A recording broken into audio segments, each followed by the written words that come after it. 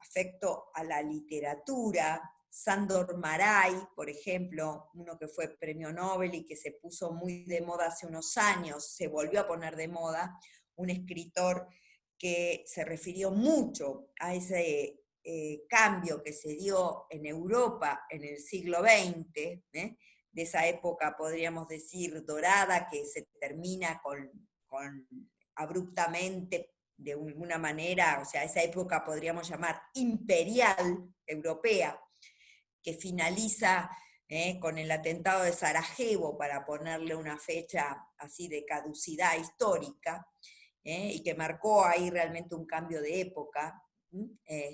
Hay novelas de él como El último encuentro, etcétera, que marcan esa diferencia que, por ejemplo, en la UCA el doctor Comar vivía haciendo mucha referencia a esa situación porque él lo había vivido. Él decía que él era del Imperio Austrohúngaro, y entonces, bueno, esa finalización del Imperio Austrohúngaro, que fue, podríamos decir, el fin de esa etapa de esplendor imperial, ¿no es cierto?, para Europa, y que precisamente con la guerra, podríamos decir, termina esa etapa y comienza una etapa tremenda en el siglo XX europeo.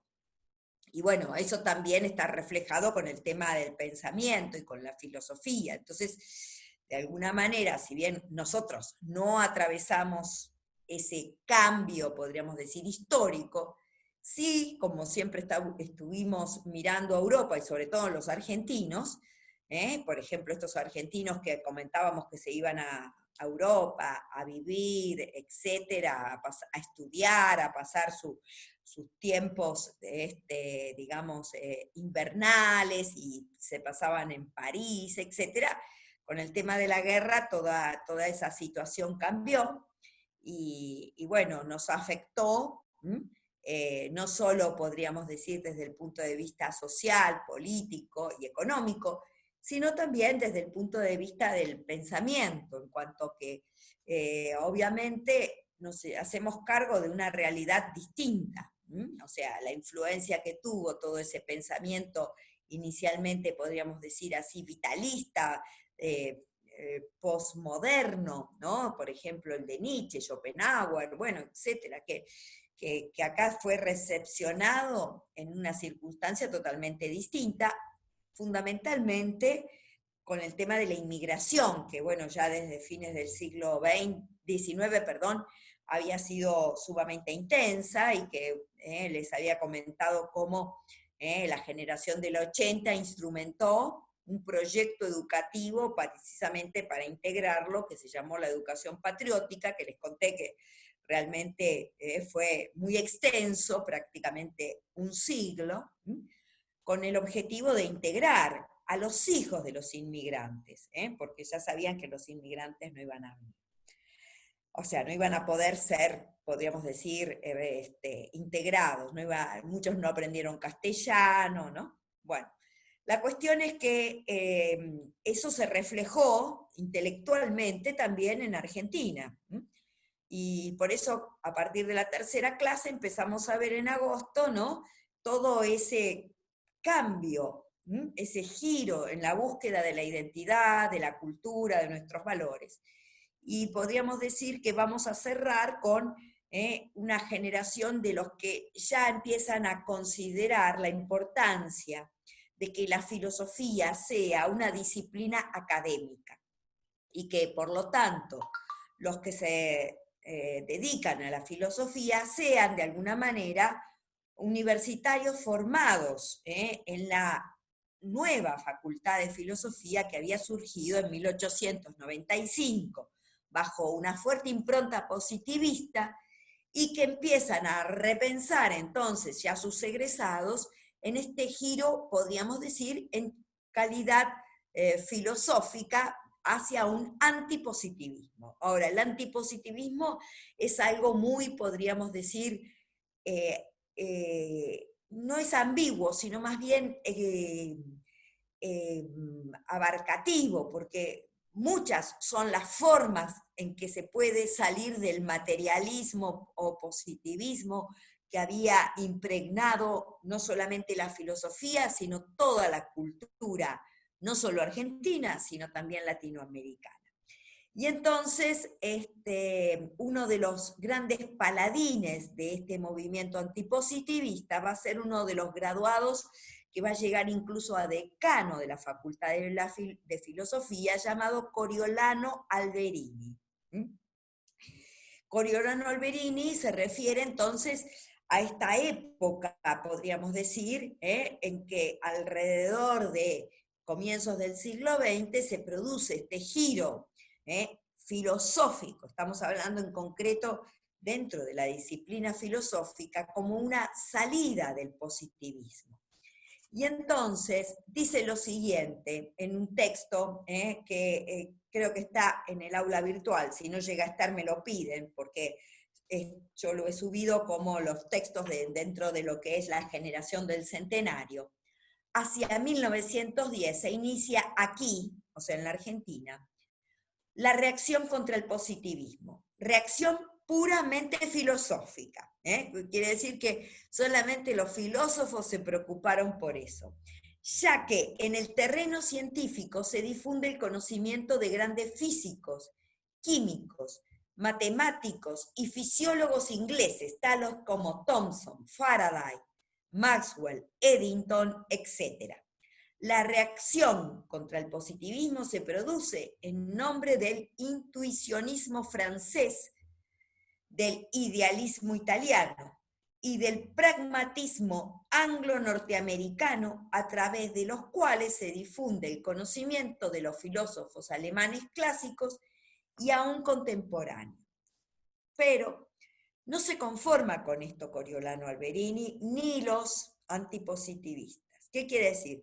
Que empiezan a tratar de encontrar, a ver por dónde salir. Por eso yo en un momento les mencioné que incluso se mencionó a Kant, sobre todo que el primer decano así importante de la facultad fue Rivarola, un abogado que tratando de buscar esta salida del positivismo, busca en el kantismo, como buenos abogados, una salida del positivismo. Es decir, lo que estaban seguros era que era necesario dar una lucha antipositivista. Fíjense, el mismo Korn, de formación médica, Alejandro Korn, hijo de médico, hijo de inmigrante alemán, psiquiatra, que se había dedicado toda su vida a su profesión hasta que decide dedicarse a la filosofía, o sea, nunca estudió formalmente la carrera, pero sí llegó a ser profesor de metafísica y gnoseología en las universidades de Filosofía y Letras de Buenos Aires y de La Plata, al que va a sucederle sí un estudiante de filosofía que tampoco llegó a graduarse, que fue después Francisco Romero. Pero Alejandro Korn también busca salir del positivismo. Dice, Alberdi abstrae con criterio positivista, o sea, identifica el positivismo con cualquier filosofía práctica, las conclusiones de su filosofía política. Su pensamiento amplio se amolda a las exigencias de la situación casera. Así forja la doctrina argentina por excelencia. O sea, considera que nuestra filosofía, podríamos decir, política, jurídica, es una filosofía práctica y por lo tanto positivista. Una doctrina argentina por excelencia es una filosofía, podríamos llamarla pragmática o positivista.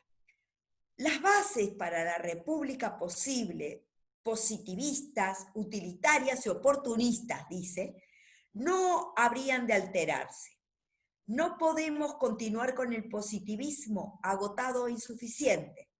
Y tampoco podemos abandonarlo. Este es el gran, o sea, no podemos salir de la era científica, tecnológica y del pensamiento científico. Es decir, no se puede dar marcha atrás. La evolución económica no ha de ser por fuerza la finalidad. Este es, podríamos decir, uno de los elementos que considera fuertemente positivistas. El hecho de que la economía sea una finalidad. es menester renovar los conceptos básicos, es decir, las bases de Alberdi. Por eso él la llama las nuevas bases, en vez de las bases alberdianas, a las que considera pragmáticas, utilitarias, positivistas. Ahora tenemos que pensar nuevas bases, bases que fueran obviamente en una, podríamos decir, sintonía más bien cultural, económica, perdón, valorativa, simbólica y filosófica, es decir, que pertenezcan al mundo espiritual. Uno también de los dirigentes académicos, que era decano pero en la Facultad de Derecho de esa época, Juan Agustín García, pronuncia la siguiente frase cuando despide a unos alumnos egresados de su Facultad de Derecho de la Universidad Nacional de Buenos Aires. Esa generación del 80, dice, tan criticada por los nuevos rayos ultrabrillantes de estos tiempos, fue un poco víctima de la ciencia materialista y pedantesca. O sea, los acusa directamente a los de generación del 80 de positivistas, que marchitó muchas hojas de las almas de 20 años. Spencer, Haeckel, Lombroso era un gran inspirador del derecho penal absolutamente materialista, que fue seguido por ingenieros, que hablaba de, ¿se acuerdan cuando hablamos de ingenieros? Paradigma que había en el derecho penal, que Lombrosiano, que era el maestro de ingenieros, que los delincuentes tenían un tipo físico determinado. Por ejemplo, ¿se acuerdan de uno de los personajes que está en la prisión de Tierra del Fuego, el petizo orejudo, que fue ya condenado por sus rasgos directamente, más allá de que obviamente lo acompañaron también los testimonios de sus múltiples era un asesino serial, sobre todo de niños, etcétera, pero la fundamentación científica de su delito estaba ya en sus mismos rasgos. Y entonces, dice, Lombroso y sus discípulos entraron triunfalmente en nuestra mentalidad, algo contrapesados por Renan, Macaulay, que son filósofos de la historia, Bucle, que es, podríamos decir, o Berkeley, considerado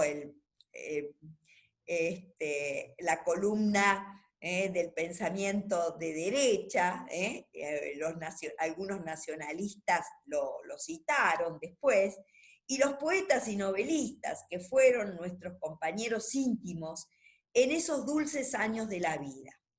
¿Qué tiempos? Él está obviamente refiriéndose a sus tiempos también estudiantiles, o sea, los análisis de Ribot, Taine, en su faz menos simpática, arrebataban las inteligencias. Esas negociaciones del espíritu, de la voluntad libre, del alma, el determinismo impecable de la mecánica, o sea, paradigma mecanicista del racionalismo tipo cartesiano, ¿cierto?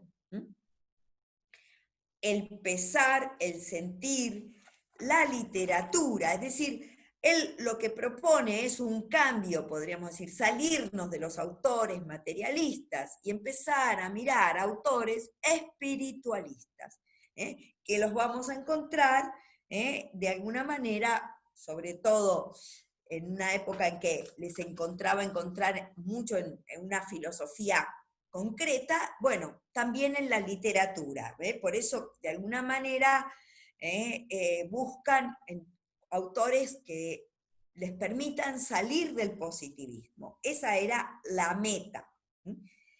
Y Coriolano Alberini entonces es uno de los primeros autores que se va a dedicar a hacer precisamente una historia de ideas argentina, porque cuando en 1916 llega Ortega y Gasset como sucedió con casi todos los españoles que empezaron a llegar a estas tierras, llamados los transterrados, empiezan, también lo hace José Gaos en México, a decirles a los intelectuales que encuentran en este suelo, ustedes no tienen historia de ideas, ustedes tienen historia y ustedes tienen historia de la literatura, pero les falta una historia del pensamiento.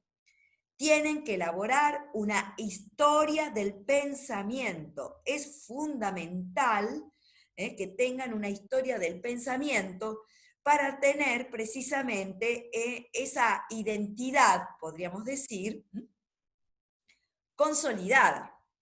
Les falta una historia de la filosofía. Entonces, toda esta generación, podríamos llamar del centenario, pero ya con una formación más académica en filosofía, empieza a tratar de hacer esta historia de las ideas. Y se llaman, o son denominados, incluso por sus discípulos, fundadores. ¿Quiénes son estos fundadores? Bueno, Coriolano Alberini llama fundadores a todos los que desde principios del siglo XX intentaron hacer una historia de idea, incluso los pone a los mismos positivistas, son de alguna manera fundadores. Por ejemplo, Ingenieros considera que es un fundador, Alejandro Korn es un fundador.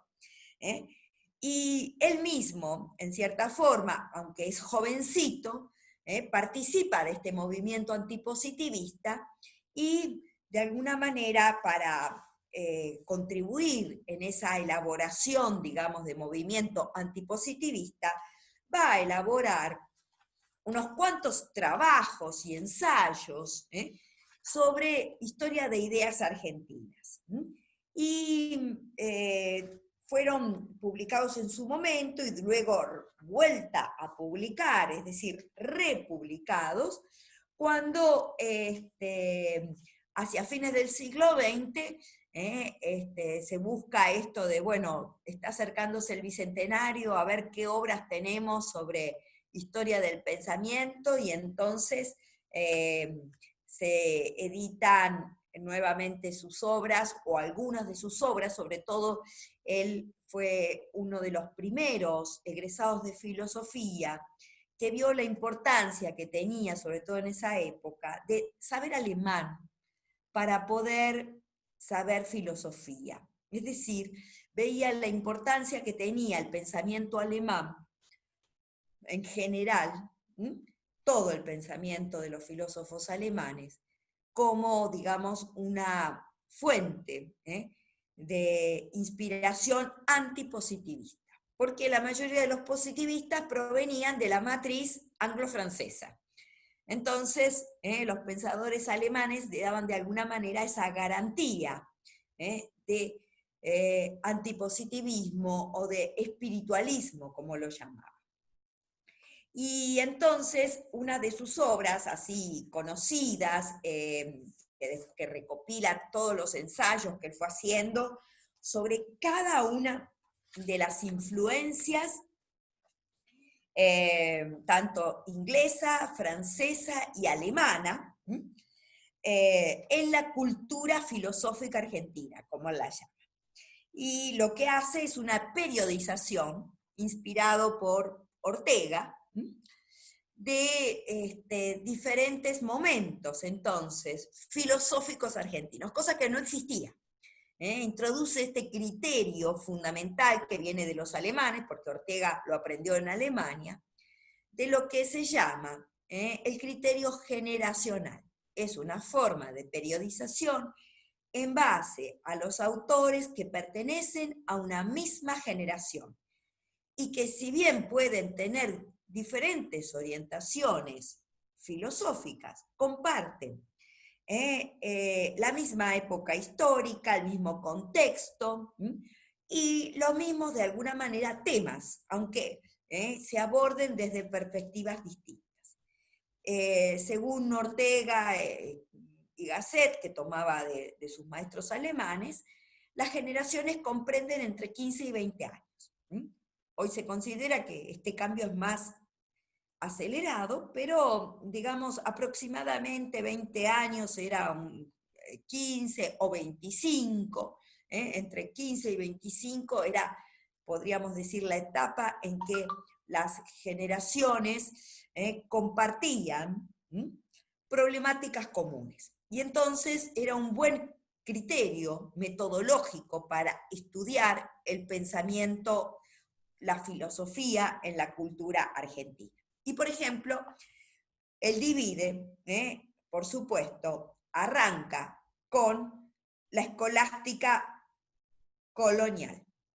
O sea, todos estos autores, absolutamente todos los fundadores, consideran a el periodo colonial un periodo de pensamiento no filosófico, sino teológico, de una filosofía escolástica ancilia teología, más bien de corte teológico que filosófico, y hacen unos juicios de valor, obviamente, sumamente, podríamos decir, negativos, como una repetición de los problemas escolásticos europeos, sin ninguna originalidad, etc. Es decir, meten todos en la misma bolsa, a todos los, podríamos llamar, autores preindependientes, y consideran al periodo absolutamente, podríamos decir, poco original y casi estéril en materia de ideas. Y entonces la filosofía, digamos, de la independencia arranca con el iluminismo.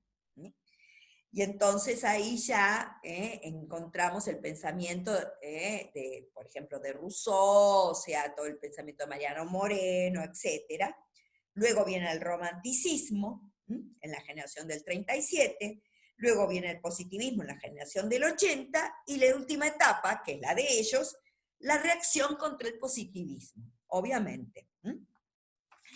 Es muy interesante porque, si bien el estilo de este autor, que solía ser un autor bastante irónico, y eso le valió su estilo así, podríamos decir, socrático, pero muy irónico, muchos enemigos, que realmente lo hicieron después sufrir mucho, más allá de esto, él realmente fue un gran pensador, y sobre todo en clave de pensamiento argentino, buscó esto que él consideró que arrancaba precisamente a partir de esta reacción antipositivista, llamándola la verdadera cultura argentina.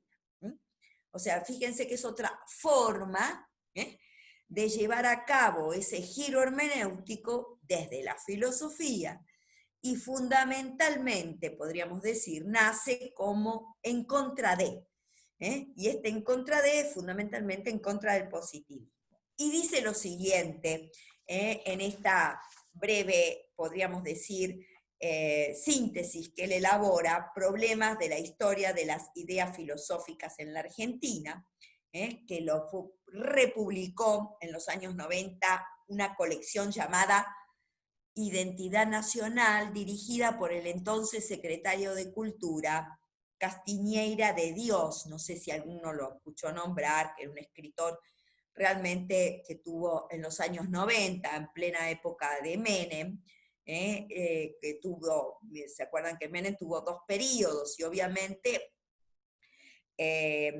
la parte cultural tenía, por lo menos como intención, recuperar esto de la identidad nacional, o sea, de que fueran reeditadas obras, y de hecho elabora una colección de 100 obras, que se llamó así, Identidad Nacional, en los años 90, que se regalaban a los colegios. Muchos colegios recibieron esta colección, pero bueno, tener los libros, si uno no los lee, no hace a la... yo trabajaba en un colegio parroquial, y una vez pedí uno y nunca lo llegué a devolver, y a veces pienso, digo, se los confieso, o sea, digo, ¿lo devuelvo o no lo devuelvo? Porque, por ejemplo, la mayoría de los libros de esta colección fueron a parar un sótano que se humedecieron todos. Y nadie los valorizó, era el rector del colegio en ese momento que lo pidió, se los dieron, y este rector se fue, y los directores siguientes no tenían ni idea ni de esta colección, ni de nada, y cuando tuvieron que rearmar la bibliotecaria me contó que estaban todos en un sótano.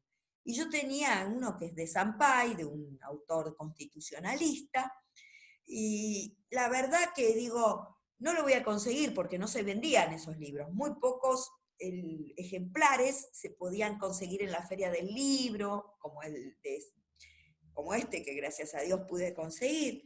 Pero a veces uno se plantea, ¿no? O sea, tener libros no es solamente les confieso que todavía no lo devolví. Puedo en algún momento que me entere que alguien está revalorizando eso en el Colegio Parroquial de San Miguel, lo voy a devolver. Hacia 1910, dice, surge entre nosotros un sentido más severo de la cultura filosófica. Y este sentido severo tiene que ver entonces con esto, con lo académico por un lado y con el antipositivismo por otro. Porque si bien la Facultad de Filosofía existía desde 1895, como arranca siendo profundamente positivista, también necesitó ese giro, esa clave antipositivista para hacer, como él llama, verdadera cultura filosófica o sentido más severo de la cultura filosófica. Se elude la mera explotación periodística o pragmática de las ideas. La generación romántica, la más grande que tuvo el país, obviamente él tiene además una obra sobre la metafísica de Alberdi, o sea, comenta la obra alberdiana desde una perspectiva filosófica, vivió sus ideas más que las pensó. Obviamente tenían necesidad de ideas para la acción, pero en medio de la dramática brega histórica, asoma a menudo un gran impulso especulativo y lírico. Con todo, no eran propiamente filósofos en el sentido técnico del término. ¿Ven? Eso es algo importantísimo a partir de ahora. Que un filósofo sea alguien, podríamos decir, formado en el estudio de la filosofía, y no un autodidacta. Y en cuanto a los positivistas, cabe tenerlos en general por meros diletantes, es decir, divulgadores, charlatanes, podríamos decir, del cientificismo. En 1896 se funda la Facultad de Filosofía y Letras, dice. Como es natural, los profesores no son sino aficionados a la filosofía. Esta es la gran crítica que él hace, o sea, podríamos ubicarlo ya entonces en un sentido estrictamente académico. Los profesores no son aficionados. Más tarde, el doctor Rodolfo Rivarola inicia una exposición de la crítica de la razón pura de Kant frente al doctor Matienzo, que enseña a Spencer y a Stuart Mill. Carlos Melo nos habla del pragmatismo y a veces nos menciona a Renouvier.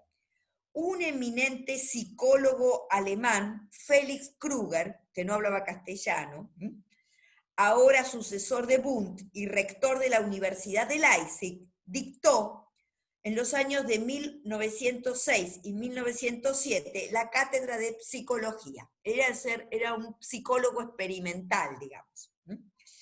No dominaba el idioma castellano, pero algunos alumnos logramos de verle algunas serias sugestiones intelectuales. Así como el doctor Rodolfo Rivarola, cabe reconocerle su esfuerzo en pro del conocimiento de Kant. Se dan cuenta de lo que está marcando. Miren lo que pasaba, podríamos decir, a final del siglo XIX, principio del XX, en la Facultad de Filosofía. Era eminentemente positivista, por lo tanto sus profesores también lo eran, no eran filósofos profesionales, entre comillas, y entonces está reconociendo algunos elementos valiosos que pudo podríamos decir, aportar esa facultad en este periodo como, digamos, profesor, y también el hecho de que Rivarola buscara en Kant tratar de salir del cientificismo, del positivismo. Los pocos jóvenes que tienen vocación filosófica, o sea, fíjense que no es un fenómeno nuevo, los pocos jóvenes que tienen vocación filosófica comprenden que tendrán que formarse con esfuerzo propio. O sea, no van a encontrar, digamos, profesores formados en el antipositivismo. Falta información amplia y escasea la dedicación y el sentido crítico. Nuestros profesores leen muy poco.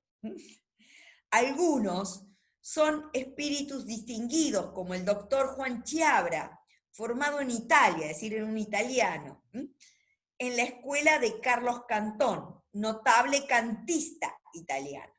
Lo mismo dígase del doctor Alejandro Korn, que fue profesor de él, ¿no? Que supo abandonar el positivismo. Horacio Piñeiro, fíjense que todos además tienen nombres de hospitales, están muy relacionados, podríamos decir, con la institución más bien científica y de salud que con la filosofía. Horacio Piñeiro enseñaba psicología fisiológica. Lo hacía con gran efervescencia verbal y vociferaba la mística del experimento. Ingenieros también enseñaba psicología a base de frangolios biológico-literarios. No quedaban, pues, más remedio si queríamos eludir el anacrónico diletantismo positivista o las vaguedades pseudoespiritualistas que dedicarnos a devorar por impulso propio cuanto libro filosófico sonara en Europa y que aquí se desconocía en absoluto. ¿Ven esa búsqueda desesperada por salir de este esquema positivista y encontrar que autores espiritualistas de cualquier índole, podríamos decir, es decir, de cualquier corriente, pero que nos sacaran del positivismo? Estos fueron nuestros filósofos predilectos, y les señala: Renouvier, Meyerson, Lachelier, Boutroux, Hamelin, Leroy, Croce, Gentile, Mercier, Stalio y algunos alemanes conocidos a través de traducciones fragmentarias. ¿Ven? Por eso él tuvo esa, podríamos decir, esa valentía de decir, tenemos que aprender alemán si queremos salir del positivismo para encontrar realmente filósofos alemanes que nos puedan ayudar. Con tal o cual inglés como Russell y el americano Royce. Y entonces este autor hace un capítulo especial para Ortega y Gasset. ¿Por qué? Porque precisamente cuando llega Ortega y Gasset, que vino a la Argentina en 4 oportunidades, la primera en 1916, siempre se supone, es decir, esto los orteguianos dicen que nunca logró ser reconocido y nunca lograron darle una cátedra en la universidad. Por lo tanto, él venía, dictaba conferencias, tuvo muchísimos seguidores, primero de índole, podríamos decir, laicista, dentro de lo que es el ámbito de la Universidad Nacional, que además en esa época también la Universidad Nacional va a recibir el tomismo, así que en eso, digamos, no es la Universidad Nacional de hoy en día. Piensen, por ejemplo, yo siempre cuento que Monseñor de Risi, fundador de la Universidad Católica, logra hacer la carrera y el doctorado sobre los fundamentos metafísicos del orden moral en la Universidad de Buenos Aires, sacarse summa cum laude con una tesis profundamente tomista y ser publicada por Eudeva. Hoy difícilmente un tomista o neotomista logre, primero, que le acepten un plan de tesis con filosofía del tomismo. Segundo, obviamente, sacarse una nota tan alta. Y menos una publicación en Eudeva sobre esto. O sea, las épocas han cambiado. Pero lo que me refiero es que Ortega primero tuvo un tipo, podríamos decir, de discípulos y luego tuvo otro. Y tuvo que ver con cuestiones políticas, porque la influencia de la política española sobre Argentina fue muy fuerte. Por dos motivos, porque muchos españoles venían acá, y por lo tanto traían, y esto se dice que desde, digamos, ya los años 20 y 30 comenzaron en la Avenida de Mayo las grandes disputas políticas de los españoles. En la margen derecha estaban los restaurantes de la mano del Tortoni, por ejemplo, de los que van a ser después los franquistas, es decir, monárquicos, católicos, conservadores. De la margen izquierda, que hay hoteles como por ejemplo donde se alojó el Hotel Castelar, donde se alojó este escritor Enrique Larreta, no, que después fue muerto en la guerra civil, esperen que ya me va a salir el nombre del escritor, que siempre tenía una rosa en sus camisas, algunos dicen que era el signo de la homosexualidad, pero no me sale el nombre, el famoso poeta, escritor, sí, ustedes lo deben. ¿Quién? Federico García Lorca. Federico García Lorca, exactamente. Se alojaba era republicano, y todos los republicanos estaban en la margen izquierda. Y según cuentan, ¿no? Permanentemente, y sobre todo a lo largo de la guerra, pero antes y después también, se enfrentaban de vereda a vereda y discutían de vereda a vereda. O sea que fuimos, podríamos decir, la recepción de una polémica que tiene que ver con una situación española.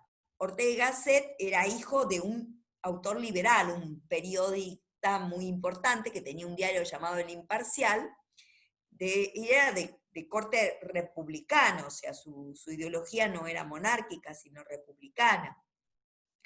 Y bueno, por eso tuvo que salir de España. No obstante eso, tuvo amigos católicos, y sobre todo los amigos católicos, muchos de los cuales estaban ya en lo que después fue la Universidad Católica, tenían que ver con cierta, podríamos decir, adhesión al franquismo, y él tuvo que volver en plena época de Franco, creo que volvió en los años 50 y muere en el 55 Ortega, así que prácticamente volvió para morir en España. Pero de los 4 viajes, lo que hizo fue, podríamos decir, una importante escuela, así, a pesar de no haber tenido la suerte de poder quedarse, instalarse como otros de sus compañeros, como el caso de José Gauss, que se instaló en México y ahí falleció. También vino el mencionado, ¿se acuerdan? Manuel García Morente, que era también republicano, pero que se hace sacerdote, se convierte acá, como les conté en clases pasadas, y era discípulo de esta escuela de Madrid que presidía Ortega y Gasset.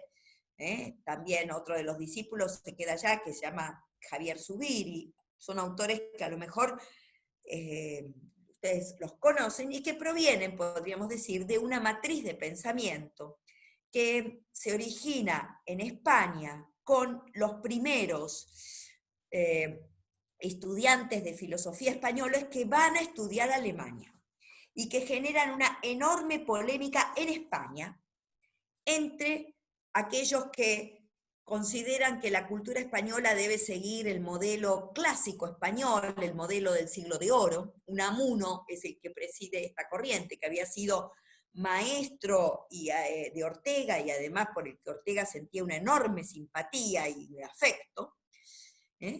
Y por otro lado, estos nuevos podríamos decir, pensadores de la generación ya, hijos de la generación del 98 española, que empiezan a ir a estudiar a Alemania porque empiezan a buscar eso que se llama la cultura con K, es decir, una cultura filosófica europea.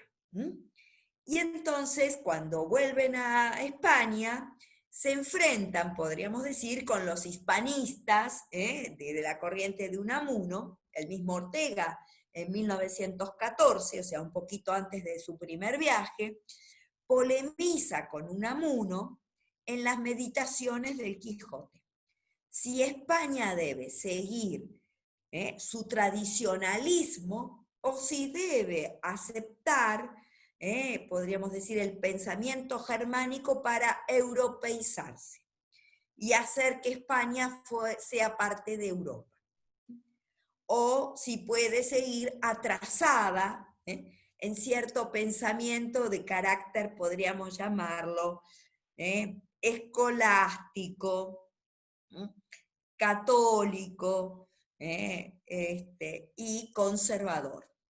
Y ahí se da un gran debate intelectual entre todos los intelectuales españoles que optan por una u otra, podríamos decir, corriente. O sea, hacia 1914 surge esa gran polémica entre si España debe seguir su cultura o la cultura y integrarse a Europa. Por supuesto que Ortega, que había sido de la generación que había ido a estudiar a Alemania, es partidario de esta europeización de España.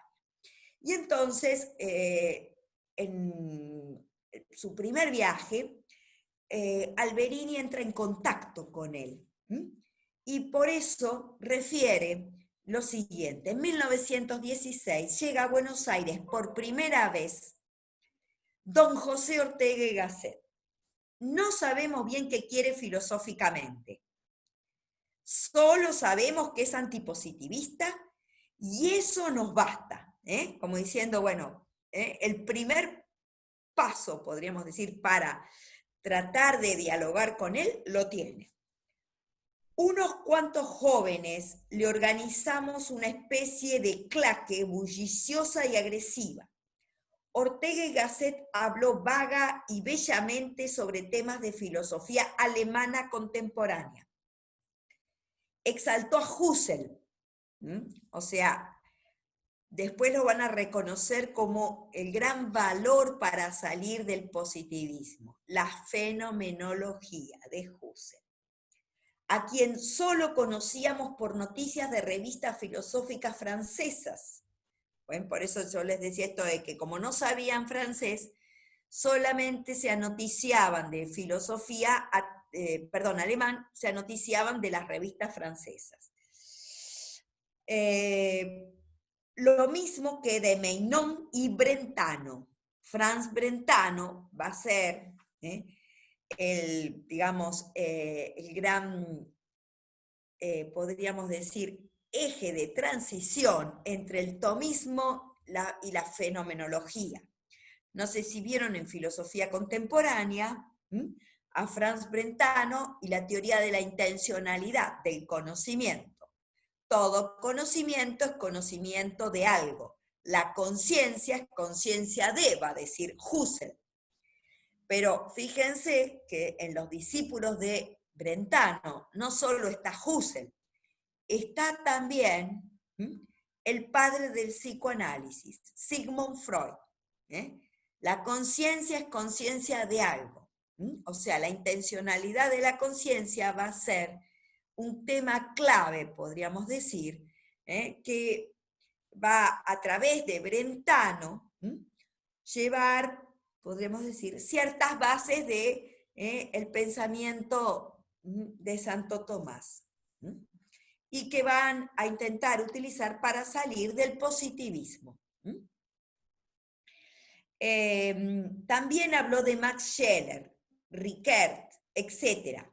Como por entonces no sabíamos alemán, ¿ven? El gran problema que que veían estos jóvenes estudiantes de filosofía o ya egresados, sentimos una gran curiosidad por estos autores. Ortega y Gasset fue, pues, un buen fermento, aun cuando nos fastidiaran sus ataques a Berzón, porque Berzón era un filósofo francés de corte vitalista, que de alguna manera se había impuesto, sobre todo a través de las revistas francesas, y que todos hablaban de Berzón. Y Ortega lo criticaba. Y entonces a ellos no les gustaba mucho que criticara a Berzón. Gran filósofo a quien admirábamos, sin ser bersonianos.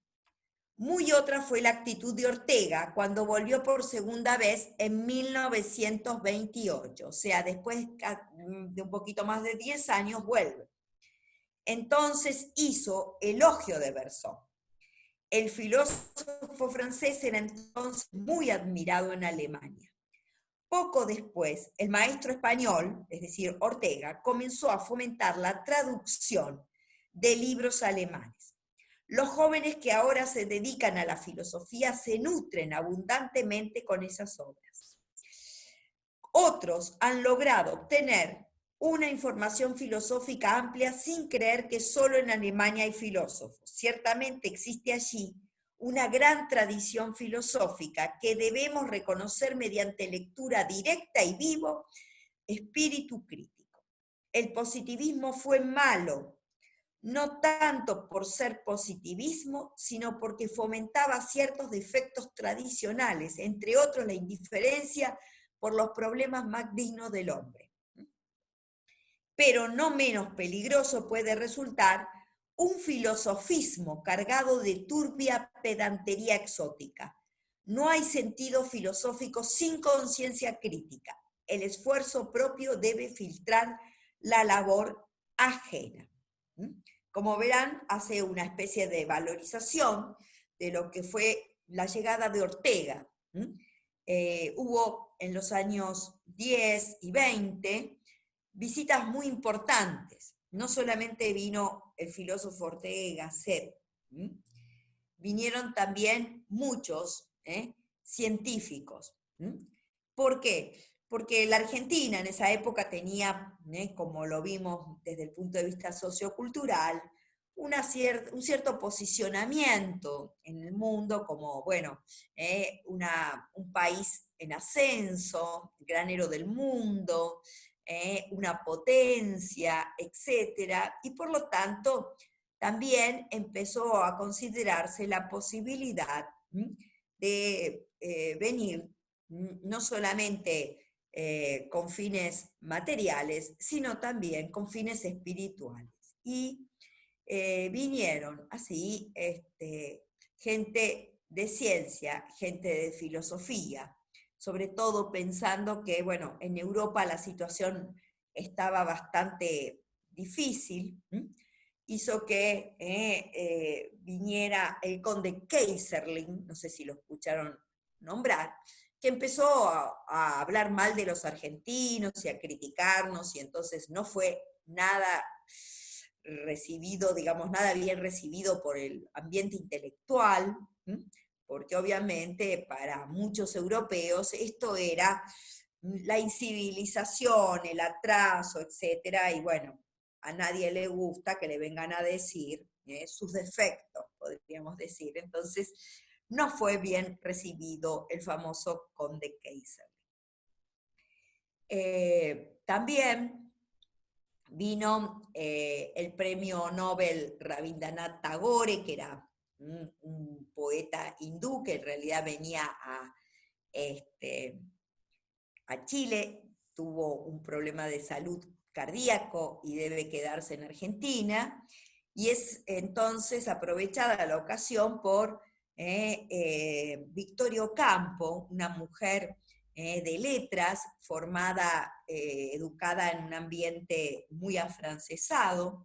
Ella siempre contaba que había aprendido el francés antes que el castellano, y decide cobijarlo en su casa. Creo que les conté que sus padres se oponen y entonces el primo le alquila una casa en San Isidro para que lo aloje al poeta Rabindranath Tagore, con todo lo que significa, digamos, una amistad con un hombre oriental, de un pensamiento, podríamos decir, completamente exótico para esa época y desvalorizado, ¿no? O sea, por eso los padres no quieren que se aloje un premio Nobel de literatura hindú en su casa, porque es un indio. ¿Mm? Es decir, fíjense, podríamos decir, la discriminación. ¿Mm? Y también nos visita Einstein, el gran científico, que en 1925 viene a pronunciar una conferencia en Argentina.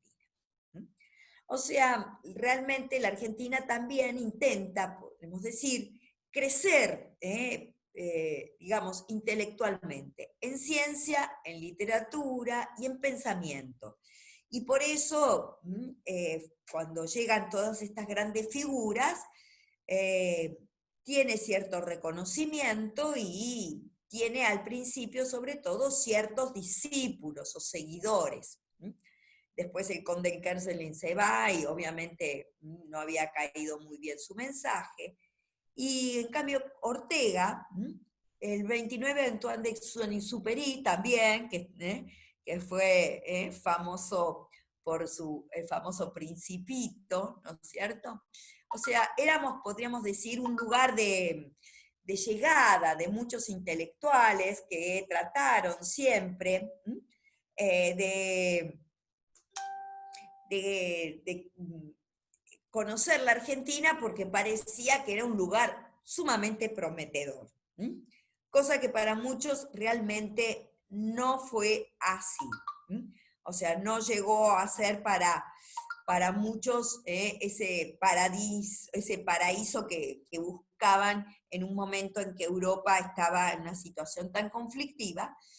Pero bueno, para otros obviamente sí, incluso no solo vinieron intelectuales, vinieron artistas también, vino, digamos, gente, bueno, inmigración también que venía huyendo de los conflictos europeos. Pero la llegada de Ortega sí fue importante porque precisamente en este tema de salir del positivismo, él era el que traía estas novedades alemanas.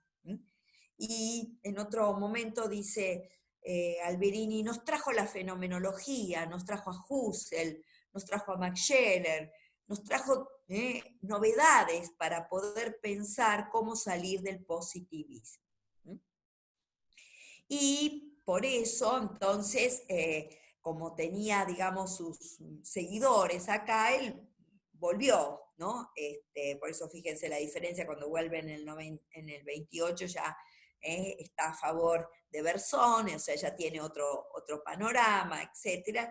Y entonces estos viajes de alguna manera fueron definiendo cierto rumbo intelectual, aunque como él nunca llegó a ser profesor en la universidad, no tenía podríamos decir, una cátedra fija, pero sí tenía muchas obras escritas. No sé si conocen las obras completas de Ortega y Gasset. Piensen que una de las obras así más icónicas es La rebelión de las masas, de 1929. Una obra que edita, que se basa en las conferencias que él dio acá en Argentina, es El hombre y la gente, que es una especie de filosofía social, donde dice que en ningún tratado de sociología aparece qué es lo social, y entonces se pregunta qué es lo social, porque los sociólogos indagan lo social, pero nunca nos definen qué es lo social. Y además, bueno, el hecho de que daba conferencias porque al ser un autor, un filósofo que se dedicó a temas cotidianos como la moda, el teatro, el cine, esto había aprendido en Alemania, de ciertos filósofos como George Simmel, que fue el primero en hablar de la filosofía del dinero, la filosofía de la coquetería, un autor de fines y principios del siglo XX, que es considerado también uno de los padres pensadores de la sociología. George Simmel, con doble M, no sé si alguna vez lo escucharon nombrar, había sido uno de los maestros de Ortega, y Ortega entonces le pareció que la filosofía realmente tenía que ampliarse a temas como puede ser lo cotidiano o distintos ámbitos de la vida social y cultural, y no solamente restringirse a ámbitos meramente teoréticos. Entonces, obviamente, esto hacía que muchas de sus conferencias y de sus escritos eran realmente bastante, podríamos decir, acogidos y de divulgación, y las obras completas son más de 20 tomos, así que en ese sentido, el, el tratado, precisamente la obra de Ortega era muy, podríamos decir, polivalente. Estoy leyendo, tiene un tratado del amor también, exactamente, sí. Eso es fue muy leído y muy comentado, sus obras, sobre todo de estos temas así innovadores, podríamos decir, para lo que es el ámbito filosófico. Y entonces, de lo que sucede de esa manera es que estos fundadores, en su búsqueda por salir del positivismo y buscar autores antipositivistas, filósofos, etc., lo que logran es precisamente que la filosofía se vuelva académica, por un lado, y por otro lado también que empiece a tener esto que ellos consideraban realmente un nivel filosófico. Por eso después vamos a ver que la generación que le sigue a ellos, después de los fundadores, vienen los que se llaman la normalidad filosófica. Normalidad significa que ya tienen el mismo nivel, podríamos decir, de filosofía que en Europa, que era precisamente lo que estos fundadores estaban deseando o anhelando. Y entonces cuando Alberini se refiere a qué sucede en los años 20 y 30, dice: nuestra información filosófica es ahora bastante amplia. Se hacen frecuentes reuniones filosóficas. La Facultad de Filosofía y Letras ha intensificado extraordinariamente estos estudios y formó no pocos profesores. Instituciones análogas han seguido el ejemplo.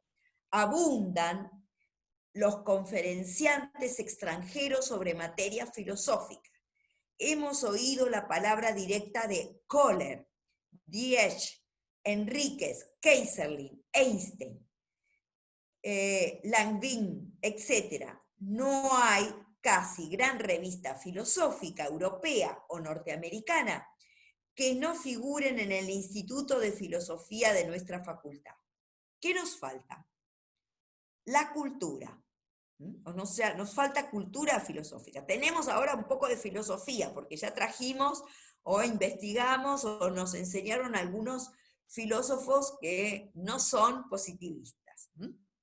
En realidad, solo estamos en el primer período, por eso el nombre de fundadores, sin negar que algo hay del segundo. Prima todavía demasiado la adopción ingenua de tal o cual credo filosófico de moda. No negamos, sin embargo, la existencia de algunos trabajos realmente interesantes. Eludo referirme, claro está, a los que no pasan de simple exposición escolar o periodística. En eso, podríamos decir, la filosofía se vuelve más, como diría Husserl, estricta. También se ha ganado mucho en la exposición bien informada, clara y crítica. No quiero dar nombres. Obviamente eran sus propios contemporáneos y no quería problemas. Habría que mentar a varios y no quisiera cometer injusticia alguna. Se trata de los pocos jóvenes que se dedican a la filosofía por la filosofía misma. El hecho tiene importancia. Se ve que empezamos a estimar las ideas por su valor en sí, a pesar de la nerviosa inquietud del espíritu pragmático y las ingenuidades del diletantismo. algo que le preocupa mucho a Alberini, es decir, estos, podríamos decir, charlatanes o conferenciantes que hablan mucho, que podríamos decir, hablan bien, pero que no dicen nada. Seriamente cultivada, la filosofía impondrá la tercera dimensión a la cultura argentina. Esto es lo que le preocupa a Alberini, que nuestra cultura también tenga la profundidad que le puede dar solo la filosofía. Esto es, daremos el espíritu de profundidad y una fuerte conciencia espiritual. O sea, lo que considera es que realmente a través de esta generación se está logrando el objetivo, salir del positivismo, encontrar autores, y no solamente encontrar autores que no sean positivistas, que sean espiritualistas, sino que también nos permita esa, podríamos decir, fundamentación filosófica de nuestra cultura argentina. Coriolano Alberini, que después llegó a ser decano de la facultad, fue uno de los grandes organizadores, porque después adhirió al peronismo, como muchos o sea, intelectuales que en realidad lo hicieron no por motivos políticos, sino por, podríamos decir, cierta simpatía ideológica en cuanto a lo que es lo nacional, etc. Y que incluso muchos de ellos después se apartaron del peronismo, o sea, no eran militantes del peronismo, eran, podríamos decir, simpatizantes del pensamiento peronista, que después lo vamos a ver desde el punto de vista de lo que fue la tercera posición, la filosofía peronista, entre comillas, que fue precisamente importante, no solo porque participó en el primer Congreso Internacional de Filosofía de 1949, sino que, bueno, él al tener una función académica fue uno de los mentores. Y después cuando vino la Revolución Libertadora de 1955, fue muy raleado y realmente lo pasó bastante mal como intelectual y lo trataron muy mal. Esto lo contaba siempre Leocata, pero bueno, son a veces las reglas del juego, ¿no? Algo también así pasó con Heidegger, ¿no? Por haber tenido, podríamos decir, un cargo durante determinado partido, presidencia política, es decir, es lo que les pasa a muchos intelectuales cuando juegan políticamente, que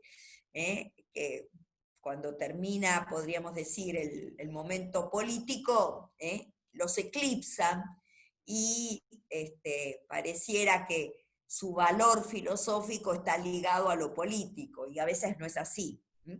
Pero lo importante de Coriolano Alberini es que es el autor de una de los primeros trabajos, hubo muchos trabajos, pero unos así de los más netamente filosóficos, de lo que es esto de una periodización de lo que era la historia de la filosofía en la Argentina, de un criterio, digamos, metodológico nuevo, como era este criterio generacional, y de también haber estudiado en Alemania, haber ido al exterior, cosa que antes no hacía nadie de filosofía, a dar conferencias sobre la influencia que tuvieron, por ejemplo, si iba a Francia, la influencia de la filosofía francesa en la cultura argentina, la influencia de la cultura de la filosofía inglesa sobre la cultura argentina, de la alemana.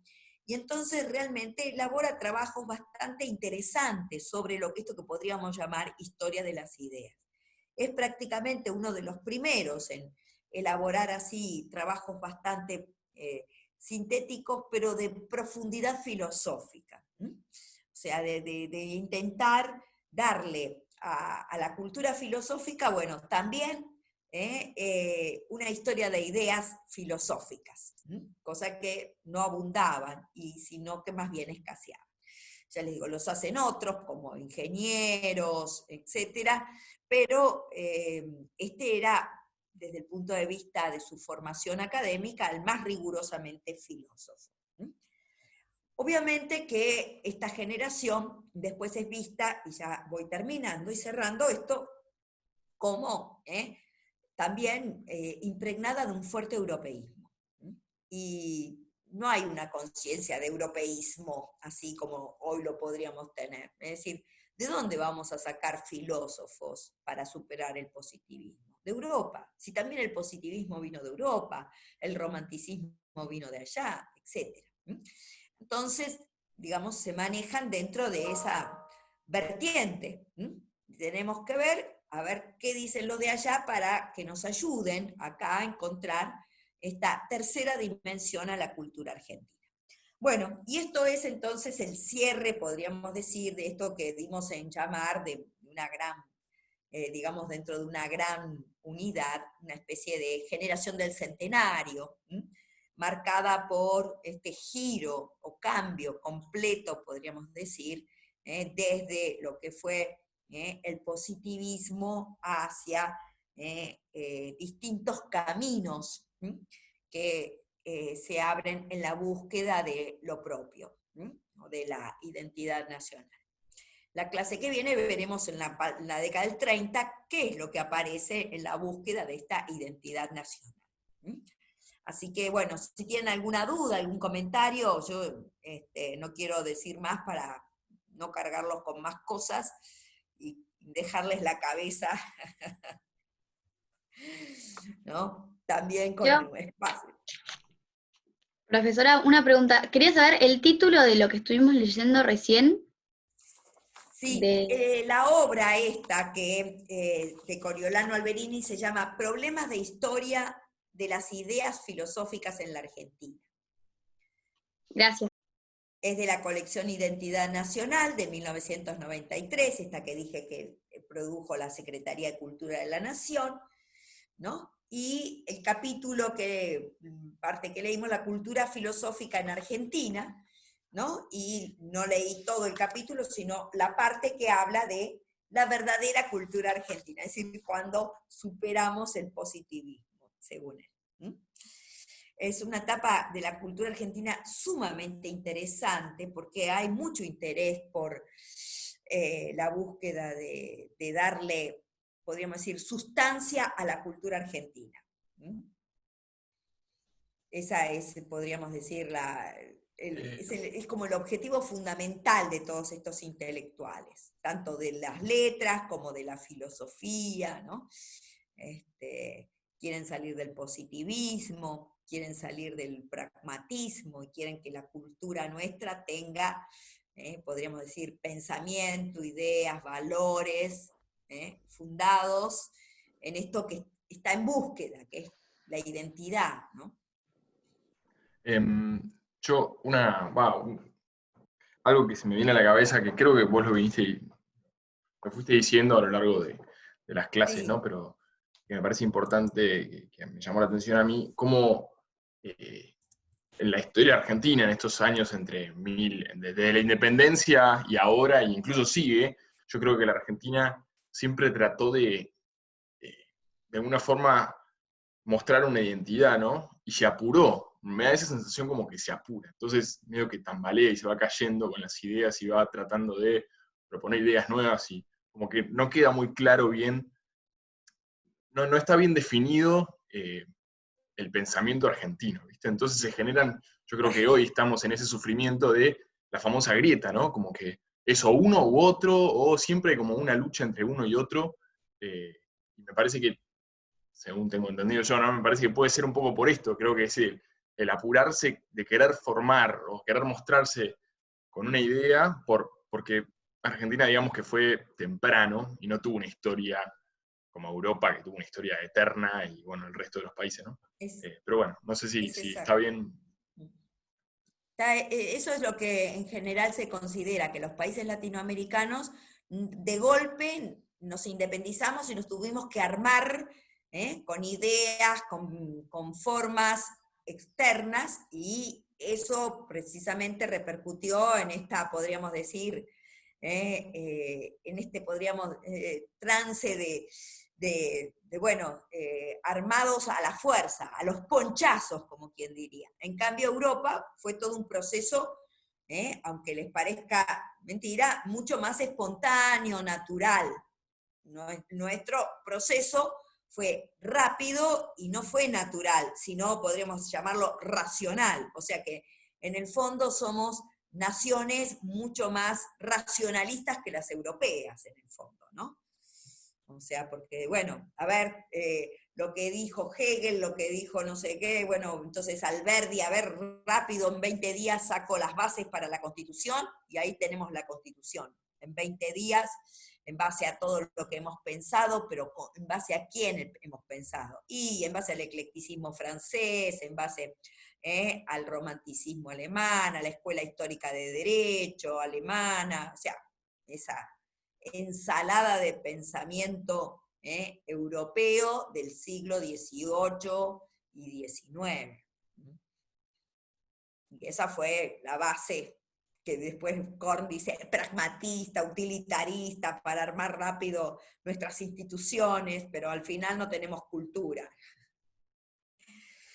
¿Se dan cuenta? O sea, quizás ustedes, a mí lo que me pasa en general con esta materia a lo largo de los años es como que uno va entendiendo y se deja como de sorprender, ¿no? De lo que sucede en la historia argentina y en el presente argentino, y va viendo como que, bueno, es como un desenvolvimiento de su propia naturaleza, ¿no? Que también tiene su riqueza, y esto lo puede decir el que a lo mejor intentó construir una vida afuera y empezó a descubrir los valores que había acá, como les pasó a muchos que fueron, vieron desde Europa lo que era Argentina, ¿no? Entonces, bueno, sí, mucho paseo en París, pero después la fortuna la hacen acá, tienen todo acá y de alguna manera todo lo que son se lo deben a la Argentina y no a París. Es un poco nuestra triste realidad. No solo Argentina, también es en Latinoamérica. Esto. Pero bueno, nos ayuda.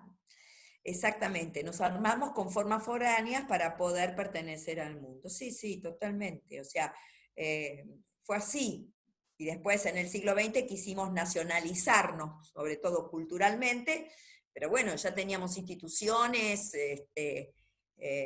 ¿no? y leyes que eran, podríamos decir, de otra base de pensamiento.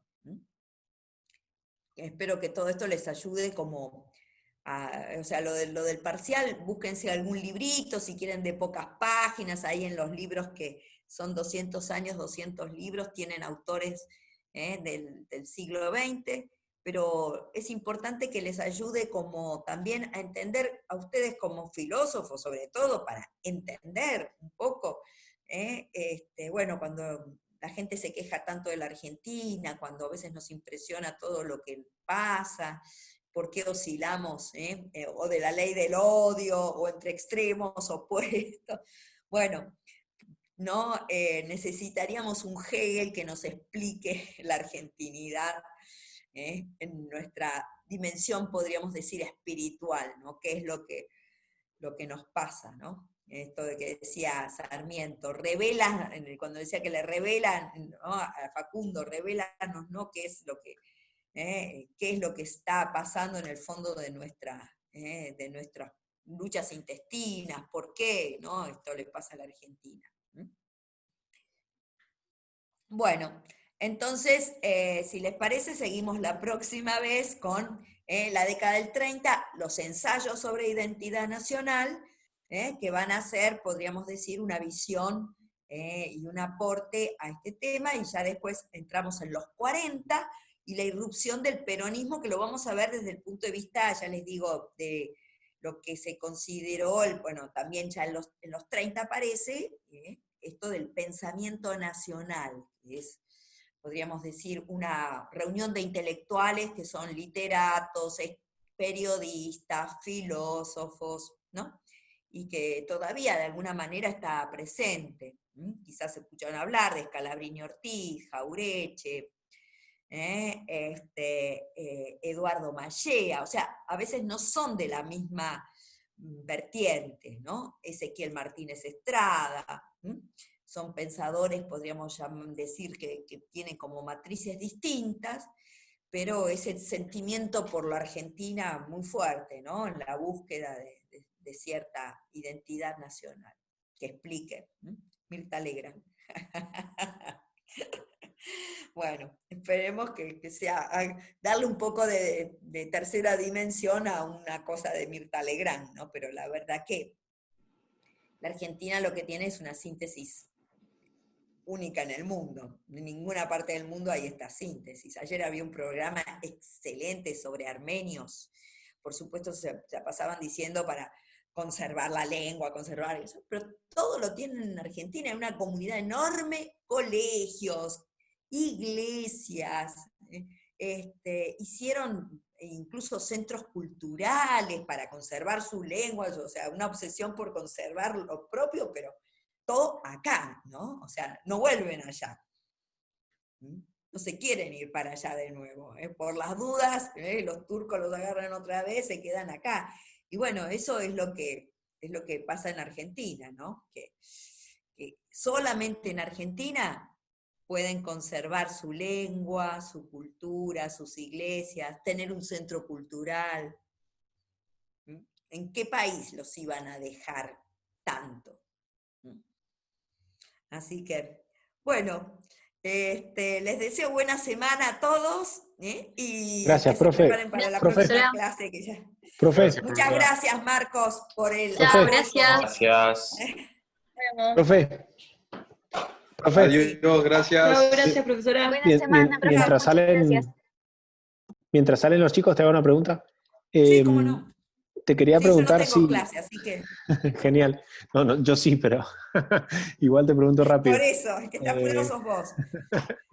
No, te quería preguntar si tenés alguna línea del tiempo, una caracterización que sea como más esquemática, por así decirlo, porque a mí me cuesta mucho jerarquizar en tu clase los contenidos y lograr un esquema que sea claro, digamos. Es como que los tengo que filtrar varias veces para eso, porque justamente tu Sí. información es a nivel doctoral, digamos, es muy completa. Gracias. Entonces, me Pero, encanta, es re interesante, pero... Ujú. ¿Vos te fijaste en lo que hay en EVA, ¿cómo se llama el aula virtual Moodle? nuestra? En En el el Moodle. Ajá. Sí. Bueno, lo abrí Que hace... ahí lo que yo subo es precisamente Perfecto. el material escrito. Ujú. Buenísimo, Y, buenísimo. eh, Yo me y preguntaba ahí por un... Ujú. Voy a agarrar eso entonces y me hago la yo una línea línea de del tiempo tiempo con la eso. tenés que hacer vos para el examen. Claro. Bueno, ¿Por no, qué? perfecto. Ujú. Está bien. Porque yo realmente no les pido que memoricen Claro, nombres o fechas, claro. sino que Ujú. ustedes cuando van estudiando vayan haciendo su cuadrito. Y Perfecto. que en realidad lo que quiero es que tengan acá el contenido de las cosas, pero no estar atentos al nombre y a la fecha, ¿no? Por No, ejemplo, que se genial. puedan acordar que en el centenario se produjo todo este cimbronazo, Claro. podríamos decir, todo este cambio, que tiene Ujú. como varias aristas, Ujú.